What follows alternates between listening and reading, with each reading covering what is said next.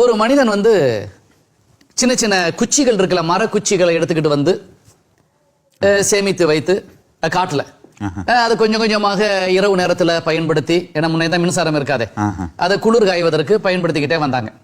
கொஞ்ச காலத்துல அந்த குச்சி எல்லாம் முடிந்து போன பிறகு ஒரு காட்டுக்கு போறாங்க. அப்போ ஒருத்தர் காட்டு வெளியே வந்தவர் சொன்னாராம், அந்த காட்டுக்கு போங்க, நிறைய குச்சிகள் இருக்கு அப்படின்னாங்களாம். உடனே உங்க குடும்பத்தோட போய் பார்த்தா ஏகப்பட்ட டன் கணக்குல குச்சிகள் இருக்கு. குச்சிகள் இலைகள் எல்லாம் கொண்டுட்டு வந்து சேமிக்கிறாங்க. நிறைய டன் கணக்குல சேமிச்சுக்கிட்டே இருக்கிறாங்க. ஒரு நாள் ஏற்கனவே சொன்னார்ல அந்த காட்டுல இருக்கின்ற அவர் இவரை பாக்குறாரு, பார்த்து கேட்கிறார், உங்களுக்கு நிறைய குச்சி கிடைச்சா? ஓ, டன் கணக்குல நாங்க குச்சிகளை சேமிச்சுக்கிட்டு இருக்கிறோம், நிறைய இருக்கு பாருங்க அப்படின்னு. உடனே அவர் திரும்பி கேட்கிறாரு, முன்ன மாதிரி குளிர் காய்றீங்களா? அதுக்கு எனக்கு நேரம் இல்லை அப்படின்னாங்களாம். ஆக என்ன சொல்ல வர்றேன்டா, ஒரு சிறிய வாழ்க்கை வாழ்கின்ற காலத்தில் கொஞ்சம் நிம்மதியாக வாழ்ந்தோம். பெரிய வாழ்க்கை வாழ ஆரம்பித்த பிறகு நம்ம வாழ்க்கையை பெரும்பாலும் தொலைத்தோம். ஏன்னா எனக்கு நேரம் இல்லை. உண்மை, எல்லாரும் என்னையும் சேர்த்து தான் சொல்லிக் கொண்டிருக்கிறேன். எல்லாருமே அந்த நிலைகள்ல தான் நாம இருக்கின்றோம். உண்மைதானே?